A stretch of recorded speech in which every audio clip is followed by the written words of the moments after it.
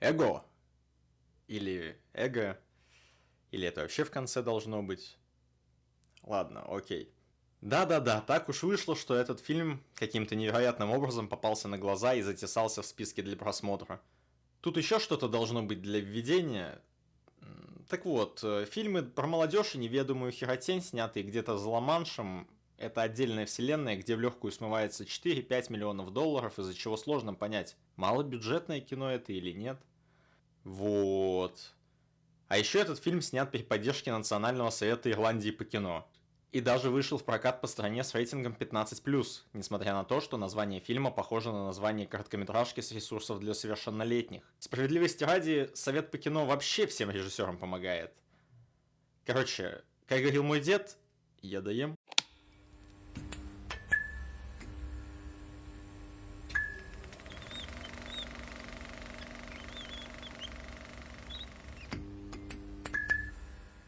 Фильм стартует с того, что мать главного героя Натана обнаруживает в храме, где она работает, древнюю книгу Вуду, но пролистать картинки до конца не удается. Существование духа в теле. Уходи отсюда и не думай возвращаться. И нас встречает достаточно минималистично оформленное название фильма, который вызывает небольшой атмосферный диссонанс.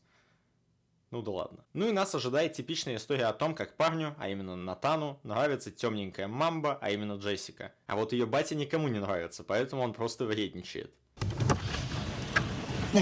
Натан, Блять, я тебя захуярил. я еще поговорю с Джессикой о впустую потраченных часах после урока. И если чуть раньше достаточно спойлерно выглядела Джессика, ведь по канону должна была погибнуть первой, то теперь можно ожидать, что первым погибнет ее вредный батя. На следующий же день настоящие друзья помогают Натану сделать первый шаг. О, знаешь что? Слушай, что я сочинил. Заебался я ебался, чтоб ебалось как моглось. Я ебу сама как гусь, и мне похуй заебусь. Все. Ничего себе. Как тебе? Круто. Во. Конец. А я только что предложил Джессике встретиться с тобой в магазинах в 7 вечера и написал, что ты хочешь ей сказать что-то очень важное. Ну и Джесс соглашается. А как ты ощущаешь, что ты ирландец? Хочу повеситься. Не знал, что я ирландец, но знаю другое. Эта сцена тут нужна лишь для того, чтобы показать, как неестественно выглядят эти здоровые лбы за партами. У тебя вопрос с Самсоном стоит, а на меня у тебя не стоит. А тут мы узнаем, что Натан Джексон-то на расхват. Однако второстепенных персонажей надо добавить побольше, чтобы впоследствии оправдать название фильма. А ведь это фильм про молодежь, поэтому переносимся сразу на послеминетное время. Погоди, так это же трусишки моей сеструхи. Брось, Шарлотта, ей всего 14. А шутка про мать, должно быть, была загадана на Орле. А что ты спортом не занимаешься? Это потому что ты педик, да? Может и поэтому. После физры до Авраама докапывается самый переросший, который встречается или думает, что встречается с той самой, белой. Шерил, вот, ее зовут Шерил, точно. А переростка, кстати, зовут Самсон. Ну и уже к вечеру Натанище готовит романтический уголок. Давай-ка на тебя поглядим. Только не перекоси его. Спасибо тебе. Ты когда нервничаешь, начинаешь говорить неразборчиво. И постарайся вести себя поспокойнее, а то ты может показаться ей отталкивающим. Но батя не отпускает Джессику, из-за чего та задерживается. Быстро к себе в комнату, и не надо так на меня смотреть. И да, из-за сраной йоты наш Джексон не может связаться со своей возлюбленной, из-за чего гасит свечи, загадывает желание, чтобы в этот вечер она пришла на свидание, ну и отправляется к телефонной будке.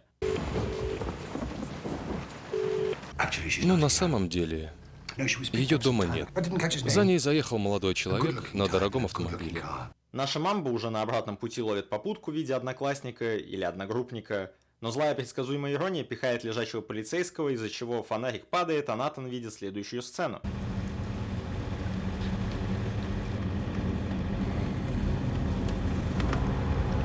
И уже дома ломает голову над происходящим. Вполне ожидаемо набухивается и решает временно подменить рядового медведя. Отряд не заметил потери бойца. Но мать смущает громко орущее музло, поэтому она решает с ноги ворваться в комнату и вырвать стул из-под ног сына. Но благодаря обряду из книги Вуду, которую она украла в храме, она воскрешает сына. Натан, как ты себя чувствуешь? Говорить можешь? Что? Слава богу. И нет, он не стал моментально какой-то адской ебаниной. С виду обычный участник группы J5, только белый. После ухода Натана в хату заваливается папаша и поясняет. Эта книга была повреждена, и заклинания стали воскрешать мертвецов и наделять их желанием пожирать плоть живых. И, о господи, Книга повреждена. Как она не заметила этого раньше, когда совершала обряд, непонятно. И уже в школе Натан подслушивает выдуманный рассказ, порочащий Джессику. Расскажи-ка мне о Джессике. Я предложил ее подвезти, и мы поехали к ней. Папика ее дома не оказалось.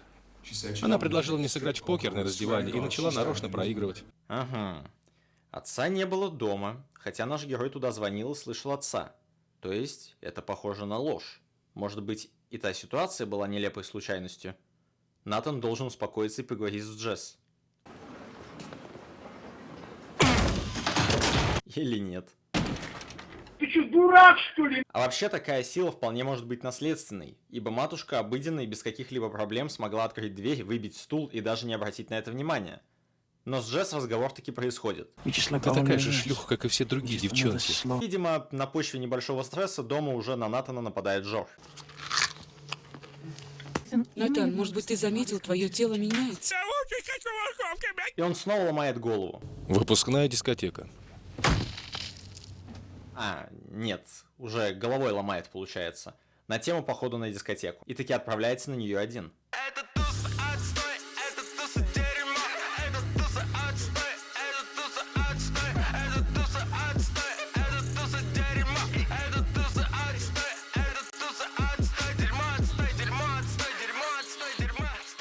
Ну и на этой самой тусе Натан держится уверенно, не подает и виду, что об него тушат бычки. Он уже в принципе вида подать не сможет особо.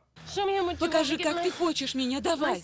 У тебя что, не стоит на девчонок? Пам, все, эрекции нет. Член упал. Все, опять огорчение, разочарование и так далее. Тут даже заморочились над тем, чтобы его мертвое сердце не перекачивало кровь и, соответственно, не было давления. Но тут у Гавриила другая проблема. Я тебе морду расшибу. А победитель трахнет Джессику. Нет! Нет!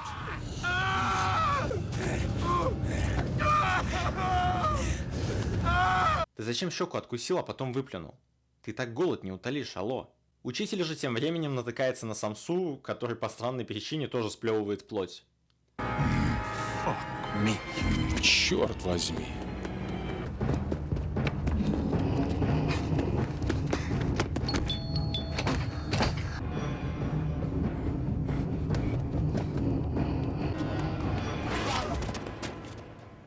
На утро Натан решает закосплеить енота, а его мать — доктора из лестницы Иакова. Натан, я должна тебе кое-что сказать. Вы мертвы. Находясь в шоке от подобного развития событий, Майкл исследует место конфликта с Самсоном и находит труп девушки, а потом идет сдаваться полиции, вываливая все как есть. У тебя каникулы в школе? Я укусил парня по имени Самсон, и теперь он болен и ест людей. Да посмотрите вы на меня, а?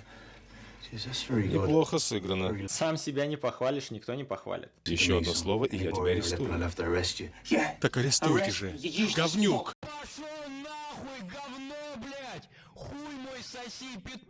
По возвращении домой он таки оказывается в заключении. Ты что делаешь? Извини, Натан, но я попробую сбегать за подмогой. И можно было бы докопаться, что, мол, он же теперь суперсильный, но против этого факта выступает капитализм, а именно стоимость ущерба, и желание самого Натана оказаться в изоляции. Его же друзья в киносалоне обнаруживают трапезничающего зараженного. К этому моменту большая часть их потока уже зомби. Ныкаясь в тачке, пара выстраивает план. Они бегут к дому Джессики. Что будем делать? Звони Натану. Мы пойдем туда все вместе. Чем нас больше, тем лучше. Я позвоню Джессике и предупрежу ее. Они предупреждают Джесс, но уже поздно. Нет, ну а шо вы хотели? Зомби разные бывают. Эти от лукавого и быстрые. Даже в испанском репортаже зомби от того самого были достаточно резвыми. Трио таки собирается. У тебя появились сверхъестественные способности или типа того? Я стал сильнее, я двигаюсь быстрее и не чувствую боли. А летать можешь? И они, хоть не летят, но мчатся к Джесс, но на пути перед ними встает толпа недовольных. И чего теперь делать? Тарань их. А вот это Крейг! Если вы наймете оператора с тремором, вопрос постановки и монтажа хоть капельку динамичных сцен не решится. Надо было актерам подпрыгнуть в креслах хотя бы. Мать Натана в это время натыкается на прокаженного папашу, но ловко защищается змеей, после чего он становится человеком. Змеиный яд оказывается недостающим элементом, но об этом позже. Натан тем временем находит Джесс в конюшне и наконец-таки решает высказать свои претензии только в стиле «мне показалось, что ты шлюха». На что получает вполне обыденный ответ. Ты что, честно думаешь, что я была с Кеннетом? Я видел, как ты садилась в его автомобиль. Ты, кстати, в слове «сосала» сделал несколько ошибок. Двое его корешей объединились с Шерил, побег который развивался параллельно, но был настолько плох, что я подозреваю, что добавлен он лишь для хронометража. По-моему, нам надо просидеть здесь до восхода солнца. Солнечный свет ведь убивает их, да? Он вампиров убивает. Но ведь они тоже вампиры. Шерил, может, ты заткнешься? Или я тебя сам съем? Начнешь как все, между ног, да? Это такая шутка, перекликающаяся с экстравагантным названием фильма? Не уверен. Но таки вылазят из шкафа, хотя тут и двух парней бы хватило. Слава богу, это Натан. Но в этот раз Натан решает воспользоваться фонарем с газона, который эффектно заполняется. Но тут же они оказываются в западне. По понятным причинам я не смогу показать следующую сцену, где Мамба комбайнером молотит всех зомби на резиновые кусочки, но это вполне эффектная сцена. Лучшая в фильме, я считаю. Но даже в ней оператор умудрился накосепорить. Бегите в амбар. В конюшне мы прощаемся с Шерил. Да сделай что-нибудь, Дикс! Я стараюсь. Вот и матушка уже подгоняет к дому, а герои решают залить зомбарей соляркой. Натан, это твоя мама. Экшон нарастает, мать бросает змею и поясняет, что с ней делать. Но змею это не устраивает, а зомбари оказываются неолудитами и начинают херачить машину.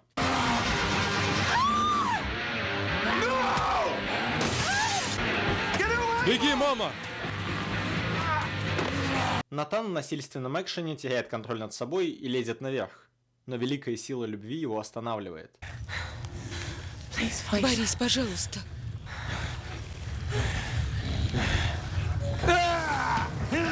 Змея же оказывается непостоянной и, заползя наверх, кусает Адама. Но...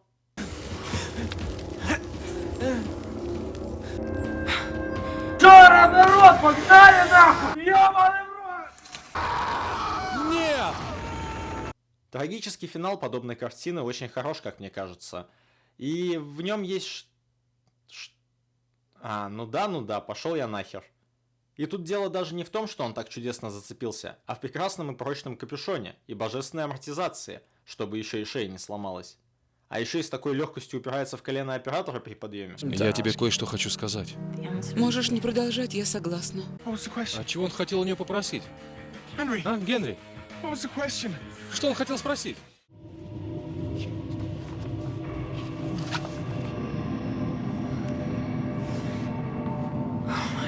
О боже. Это был фильм «Мальчики едят девочек».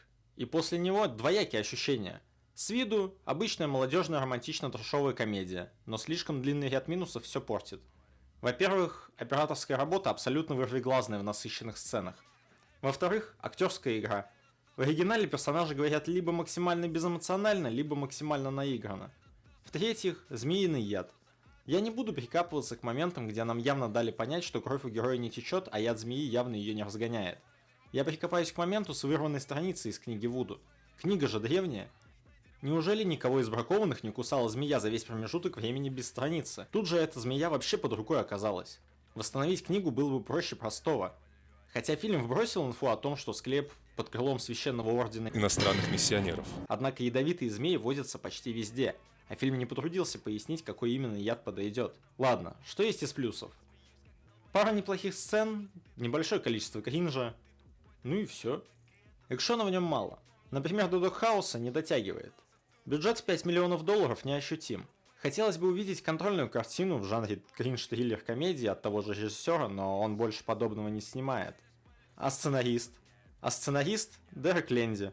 Ирландский писатель принял участие в создании хорошего фильма «Трупы» с Эндрю Скоттом парой годами ранее. Одна хорошая картина, одна не очень. Давайте округлим до 50/50. А какие выводы? Да я не знаю, честно говоря. Вот такая вот не очень интересная картина. Но если брать 2005 год, то картина вполне могла зайти типично по попкорновому. Ладно, пора бы закругляться, а то особо тут добавить-то и нечего. С вами был Cripple Pig. Подписывайтесь на канал, ставьте лайки. Не забывайте про наши соцсети, ссылочки на которые будут в описании. Эго? Или эго? Или аминь? Ну, решите сами.